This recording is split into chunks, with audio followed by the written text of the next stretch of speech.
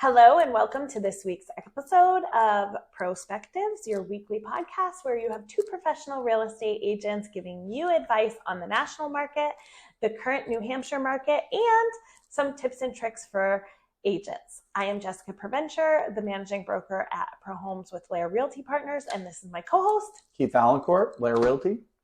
I am actually super excited about this first article. Me too. Yeah. Actually.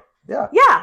So this is a speech that the Federal Housing Commissioner, Julie Gordon, discussed about the FHA products and some misconceptions that are out there and what the Federal Housing Administration is doing to advocate for their products. And I thought this was huge because the truth of the matter is that many first-time and low to moderate income home buyers utilize a federally insured product like the FHA loan, and that is kind of their way to get into the market. So what are the benefits? Well, first of all, it's federally backed. Second of all, 3.5% down payment.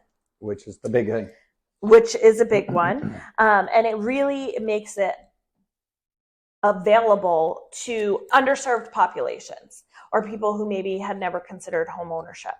Unfortunately, what we've been running into in this market quite a bit is sellers being educated by their agents and being told that there are some negatives to FHA loans, and kind of it's a lack of intelligence, not a lack of intelligence, an ignorance of the product and what it really has available. Specifically, they talk about this unreasonable property conditions. Sure.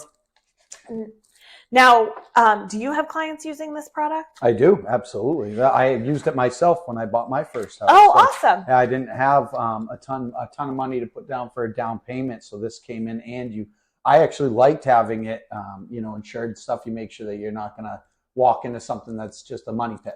100%. I love that. But I have encountered this where I have very highly qualified buyers using the FHA product, and that our offer doesn't get chosen because it's FHA. Sure. And I have a specific story in mind. I have a single mother. I've now been working with her, no short of a lie, for 2 years.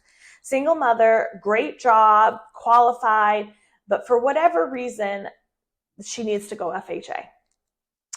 That's the better low down payment, better interest rate, all these things. We had seen multiple properties. This was in the first year of looking, and she found her dream home. She loved this house for her family. It was perfect. And we put in an offer. There were multiple offers. And the agent called me and he said, "You are the highest offer." So highest sale price for his sellers. Perfect. Lock it down. Great. This is what the agent said. "I'm not familiar with FHA financing. So I've advised my clients that they should go with the conventional offer, even though it is lower sale price than you." I was like, why would you do that? I'm like, please, I sent him over the list of the FHA minimum standard requirements. I'm like, this house has none of these things. It has no paling paint, no broken windows, no broken floors, nothing. There's nothing that is going to come up. This is for sure not going to be an issue. And they still did that. So one, major disadvantage to my buyer, but frankly, major disadvantage to his sellers. Of course. He had them take less money for no reason. And I would challenge agents to really understand the FHA product and what risks there really are involved. Yeah, ultimately you're serving your client. You want to get the best whatever for that client. If it's FHA, if it's conventional, and like you said, once you look at the breakdown of what those actual guidelines are for the FHA loans, you're realizing that, okay, most houses are going to fall in these specs. So if you can get a better, price for your client, then, you really should be educated in that and going with that for sure. Yeah. And in this market, I have a property under contract right now, beautiful property in great condition, but the deck has some flaking paints. It really needs to be scraped and repainted. And we had our highest offer was an FHA buyer, and they said, we are willing to come and scrape and paint before the appraiser comes, and then it'll be a non-issue. And that's what they did. And we've appraised that value, and we're good, and we're moving through, and it's like nothing. So, you know, there are fixes, and it's rather than being scared, it should be about like, how can we make this work for both buyer and seller? Yeah, so it is great that she's, you know, came out and had this conference there. Yeah, well, I like some of the things they're saying too. You know, they're looking to the whole purpose of the FHA program is to make home ownership available to underserved communities. So one thing they're doing is they're starting to factor in positive rental payment history, or they're looking into policy changes, which I think is huge. Absolutely. Because a lot of these families, or not even families, single, they're life renters. And they may not have a lot of credit history other than that. Right. So being able to use that is huge. And it really should be a big portion of that, because it's your housing. It's what you're doing. If you're showing that you can live and afford rent for X amount of years, that should be a pretty big part of that. 100%. I agree. The other thing they're talking about is accessory dwelling units and increasing affordability by changing some zoning so that you can purchase a home and possibly have an accessory dwelling that you can rent out, which will offset the cost. And then using that rental income to increase your income limits or what you can qualify for. They also, earlier in this year, 2023, they reduced mortgage insurance premiums. I love that too. I love this. She says that the FHA had a significant financial cushion. We didn't have to keep stacking up funds for a rainy day. So by reducing the pricing to better match our risk, we could reduce costs and make it easier for people to qualify or to pay their bills. I love that. I don't think a lot of big, because they're not really a company, but you know, I don't think a lot of big organizations are willing to make those changes. But that's super valuable, I think, and important. The other thing they talked about is the FHA's 203K loan. Have you ever used one of these? I have not. I have had clients use them. I've not used them myself, but what the 203K program is awesome. Is you're qualified and you can take additional funds to make necessary repairs. So now we go back to the FHA minimum standards, okay? So let's say the minimum standards, I know one of them is that your roof needs to have a minimum of 2 years of life left. So let's say you find this great house, but the roof is patootie, and the sellers are like, we're not going to fix it. You can take out your loan for the cost of the home, the sale price, plus the cost of the roof. So then you can get into the home, put on a new roof, and then now you have this great house. I love that, because a lot in the price range we're talking about, because there are price limits, there are repairs that need to be made. And again, a lot of these first-time buyers, first-generation buyers, they're underserved communities. They don't have a lot of cash to then go fix it. Nor does the seller want to kind of go with that back and forth. They'd rather take what they from the next person and go on. So that is so this makes it more able for them to purchase. I love that. I love it too. And in general, remember, you know, the FHA, the fallout rate for those versus conventional is basically the same. Yeah, and that's another interesting thing, because people think, oh, it's a less qualified buyer. Similar to the conversation we had about VA buyers. VAs have even less of a fallout risk, and they can do 100% financing. It doesn't mean that they're not reliable purchasers. A lot of times they're better. Yes, agreed. They also are increasing the price threshold for large multifamilies, which I love this too, because as prices increase, if that price limit stays below, I like how she's just talking, and she does talk about this, being a risk taker, and like she didn't take this job just to get reelected or reappointed down the road and kind of she's really looking to advocate for these underserved communities, and Really I getting just love that. straight to the point with it. Yeah, Really I good love it. stuff. Really good So stuff. I would implore FHAs. buyers to look into their FHA option, and agents really get educated about these programs and what they do for your buyers and sellers and what the real concerns are, because you could be making, that's our obligation, I think, as agents. They'll be around. They're going to be huge tools that hopefully can get more and more people into homes. Yes, agreed.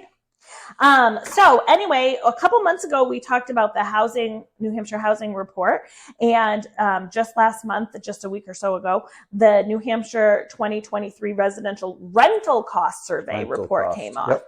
Now, you might be saying, what does rental have to do with home ownership? But it has a lot to do. We know they go hand in hand, right? They do, right? Because if you think it's hard to buy a home right now with low inventory, guess what? Rentals are going up. Rentals are currently across the statewide for 2-bedroom apartments. We are at a 0.6% vacancy. 0.6, not 1%, 0.6. A healthy vacancy rate is 5%.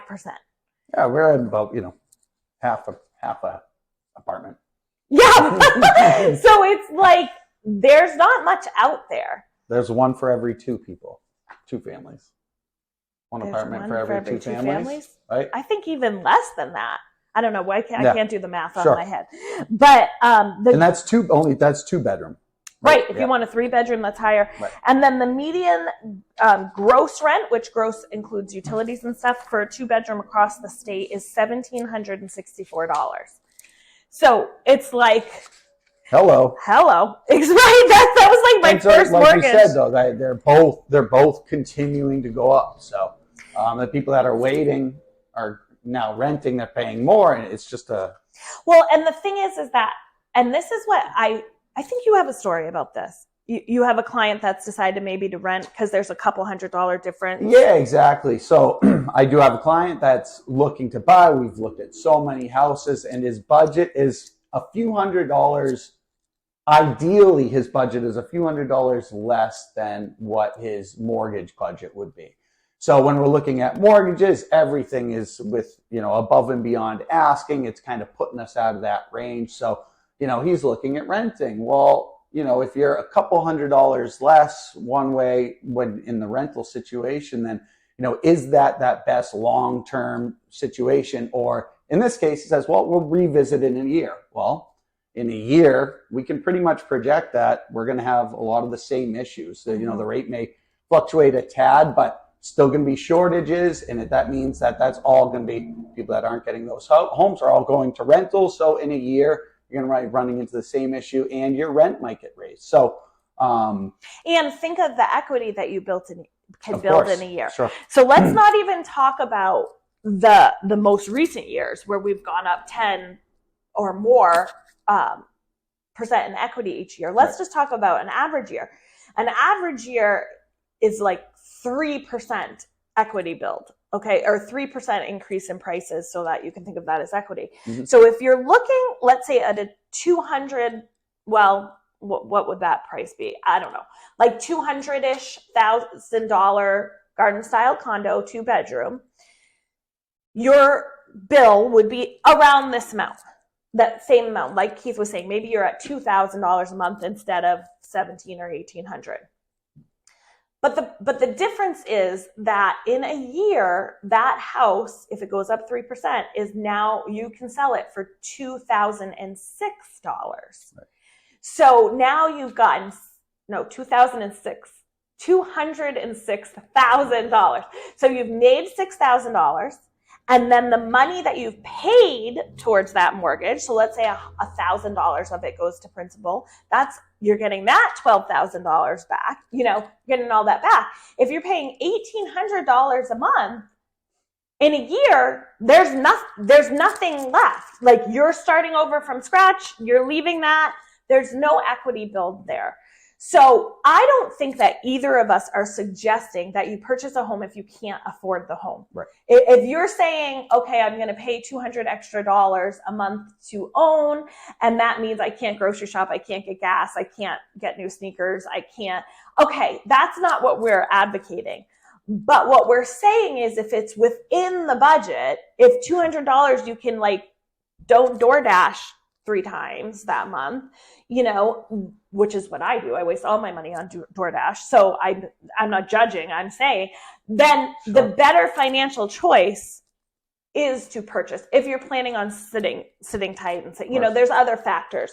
But the point is finding affordable housing to rent is harder and harder and harder. So I think that what I'm seeing is sometimes buyers get discouraged and they say, well, it's been impossible. I can't find a house, so I'm going to rent. Well, good luck finding something to rent at 0.6% occupancy, vacancy rather, because there's nothing to rent either that's going to be in a good. The other thing I want to point out, and I'm going off on a tangent, but oftentimes people don't want to purchase what they're willing to rent. Sure. Okay, totally get it. Yep, so absolutely. You're willing to rent a garden style condo that's a 2-bedroom, so not condo, garden style apartment, 2-bedroom. You're willing to rent that for $1,800 a month, but you're not necessarily willing to buy it. Sure. Okay, you want a single family with and totally like get that. 3 bedrooms Sure. and one.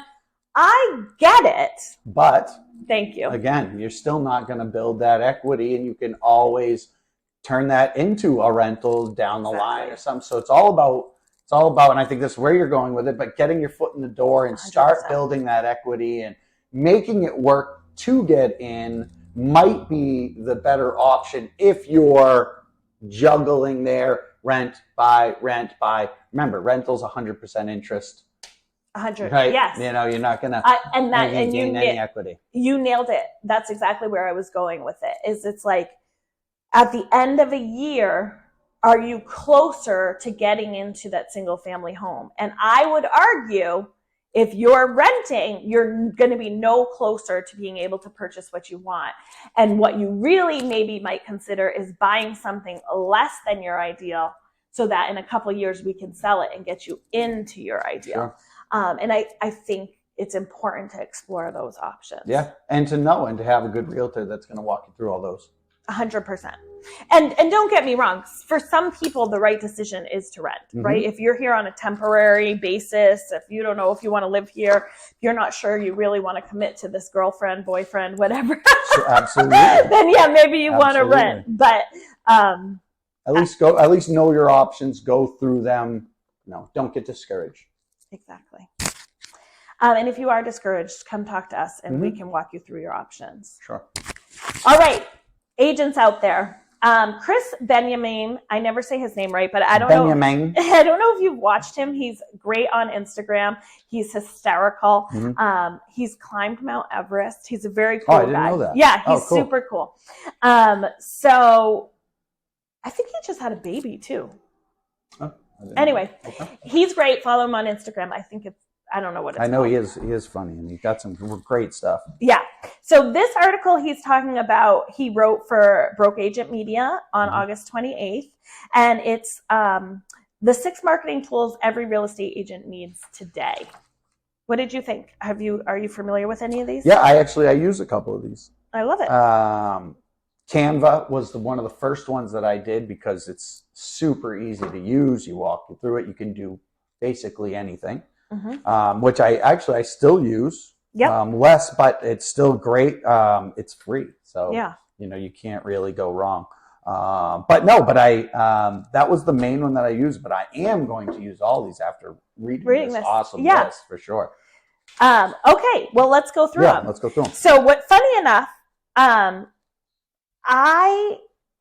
I'm familiar with all of these, but I actually have alternatives. So I want to share with you not just what Krys says, but also what I use as an alternative. But I will say Canva was number 3, and I 100% use Canva. I have the paid version, but we use it for social media posting, our postcards, blog writing, birthday cards, all the things. It's basically like, Krys calls it Photoshop for dummies. And I would say that's true. So that one I use for sure. If you're not I don't know if you've been under a rock. I think most people have. But the number one is, Krys said Sierra Interactive, which is a CRM with an IDX website.